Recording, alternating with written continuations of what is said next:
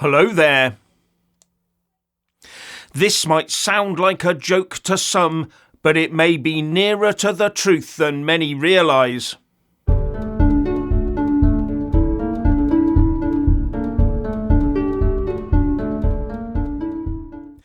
It seems that the future US administration under the presidency of Donald Trump and his newly picked running mate for Vice President J.D. Vance will be viewing the UK as some sort of future potential Islamic state with nuclear weapons.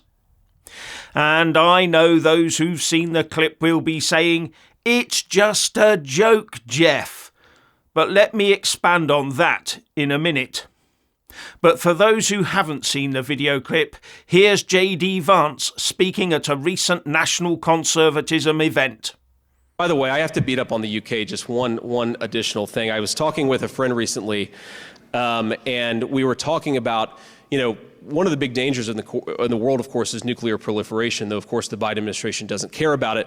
And I was talking about, what is the first truly Islamist country that will get a nuclear weapon? And we were like, maybe it's Iran, maybe Pakistan already kind of counts. And then we sort of finally decided maybe it's actually the UK, since Labour just took over. Yes, it's all a bit of a giggle. But remember, it is oft said that there's always a grain of truth behind every joke. And that's the bit that should worry us. Remember, the UK electorate is not the only body of people taking an interest in UK politics. Those politics watchers in the US also take a keen interest in what goes on in Westminster. And they see the effect that mass inward migration is having on the UK. They understand that as demographics change, so do the nation's overall emotions and reactions towards matters such as foreign policy and religion. They also change. They have watched the Labour Party go through the anti-Semitism grinder and can now see that many in the party who are now in power are reliant upon a certain demographic for their vote. As an example, the Deputy Prime Minister, Angela Rayner, reacted to that video of J.D. Vance by telling ITV's Good Morning Britain, "Look, I don't recognise that characterisation. I'm very proud of the election success that Labour had recently.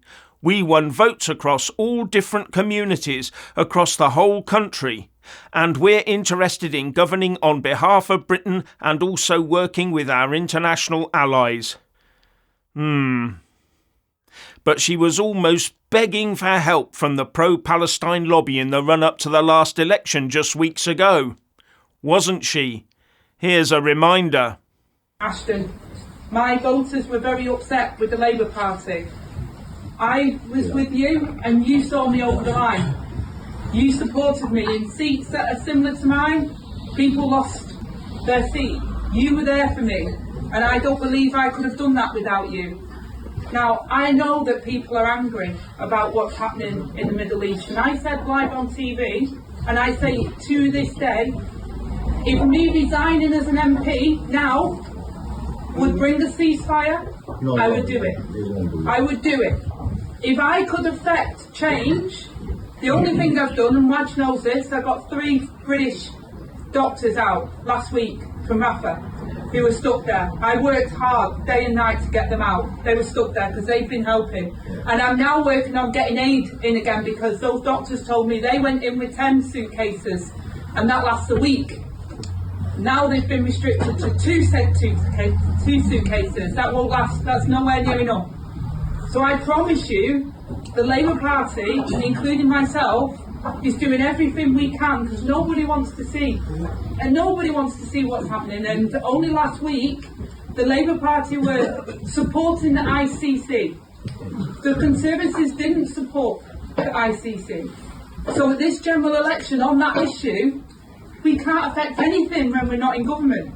And I'll be honest with you, if Labour get into government, we are limited.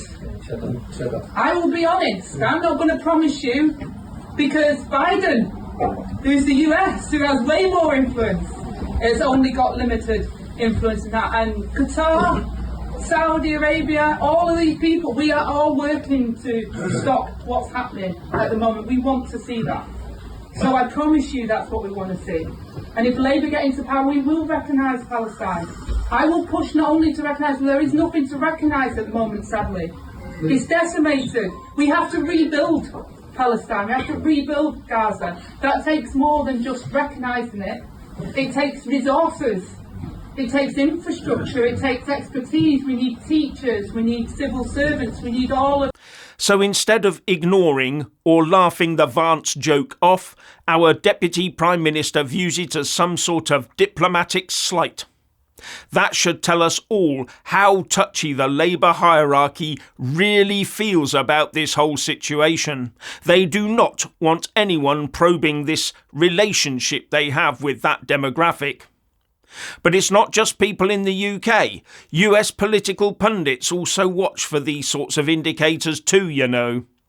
In the exact same way that those of us in the UK pointing at Joe Biden, falling up and down stairs and off of bicycles, wandering aimlessly around stages looking for a chair to sit on or for a non-existent exit, and even calling President Zelensky his dear friend President Putin at a NATO summit, and his Vice President somehow morphs in his mind into the Vice President Trump, in the same way that we can see and call that out for what it is, a dangerously failing old man as leader of the free world, then I think people in the US can point fingers at us and call out where they think we are headed. They, for example, can see the state of two-tier policing in the UK for a start.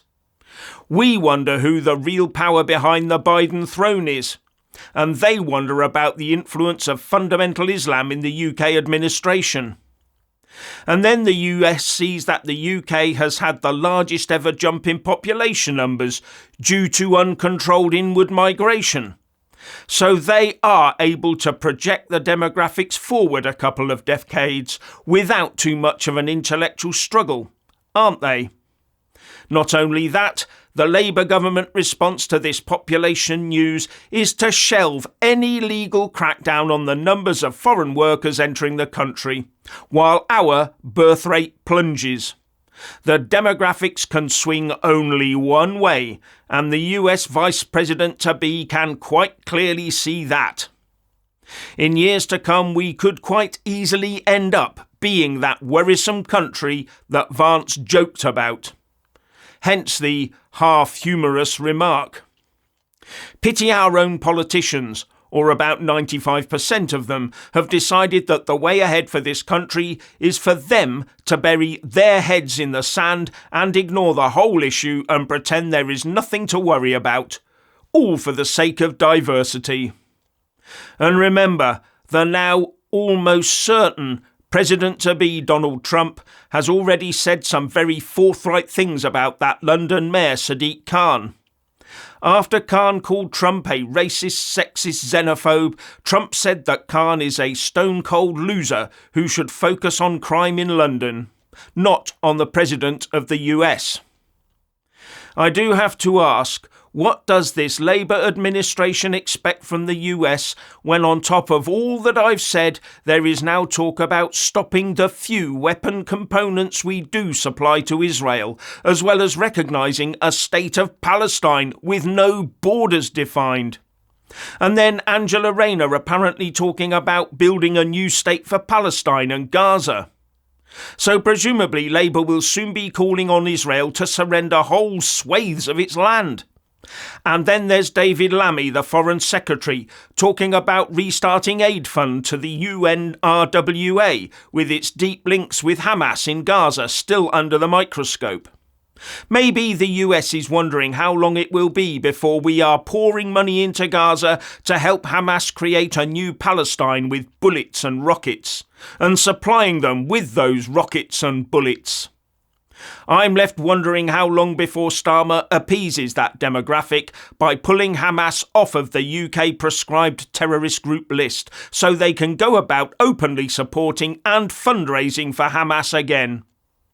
And right now there are concerns that Labour's VAT raid on private education will hit faith schools, forcing its students into the state school system. Maybe it would be good to get all those students to mix a bit more, but one group would, I think, suffer badly: the Jewish students. It's already pretty well anti-Semitic out there, but in a woke state school system where Israel is more enemy than friend, I fear for the safety of Jewish school children. With activist parents from a certain demographic piling into those schools demanding heads expel those Jewish students or send them into hiding. Our politicians have failed us spectacularly over the last few decades, and those across the pond have noticed.